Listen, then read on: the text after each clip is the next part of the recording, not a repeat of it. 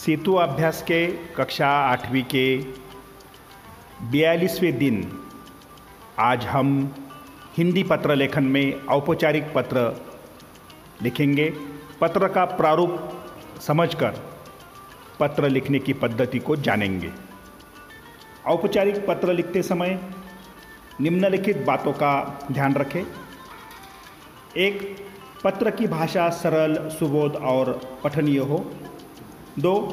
पत्र में अनावश्यक विस्तार न हो, यानी कि अनावश्यक बातें पत्र में लिखने की आवश्यकता नहीं। 3. पत्र का उद्देश्य तथा विषय वस्तु इतनी स्पष्ट हो कि एक ही बार पढ़ने से ही समझ में आ जाए, यानी कि हमें जिस विषय पर पत्र लिखना है वो स्पष्ट रूप से और कम से कम शब्दों में लिखना आवश्यक है। हिंदी में पत्र लेखन करते समय औपचारिक और अनौपचारिक ऐसे 2 पत्र के प्रकार है। औपचारिक पत्र लिखते समय पत्र का प्रारूप कैसा होता है, आज हम ये देखेंगे। पत्र का प्रारूप। औपचारिक पत्र की शुरुआत तारीख से, यानी कि दिनांक से करनी है। उसके बाद जिस व्यक्ति के लिए आप पत्र लिख रहे हैं उसका नाम और पदनाम लिखना है, जैसे कि प्रति। उसके बाद विषय लिखना है, पत्र का विषय क्या है वो कम से कम शब्दों में लिखना है। अगर इस विषय को कोई संदर्भ हो तो संदर्भ उधर लिखना जरूरी है।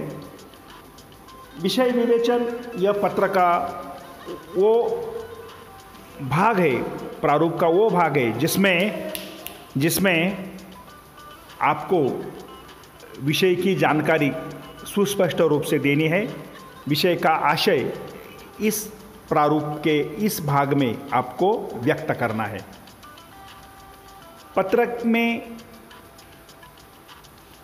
विषय लिखने के बाद आपको पत्र का अंत भवदीय पुल्लिंग और स्त्रीलिंग के शब्द इससे करना है, और नीचे नाम, पता और ईमेल आईडी लिखना है। अगर पत्र का यह प्रारूप आप लोगों ने समझा, जाना, तो आपको किसी भी विषय पर औपचारिक पत्र लिखना आसान होगा। औपचारिक पत्र कैसे लिखा जाता है? औपचारिक पत्र में एक विषय लेकर यहाँ बढ़ती कचरे की समस्या की ओर ध्यान देने हेतु शिकायत पत्र यहाँ लिखकर दिखाया है। आप इस पत्र का निरीक्षण करें, पत्र को समझें, और सभी से निवेदन है कि पत्र लिखते समय पत्र में भाषा सरल, सुस्पष्ट होनी चाहिए। पत्र में अनावश्यक बातें ना लिखें। अगर पत्र का ये जो प्रारूप है, ढांचा है, यह अगर एक बार आप समझ गए तो पत्र को आप आसानी से लिख सकते हैं और पूरे अंक 5 में से 5 अंक पा सकते हैं। सभी को शुभकामनाएं। अपना चैनल सब्सक्राइब करें। धन्यवाद।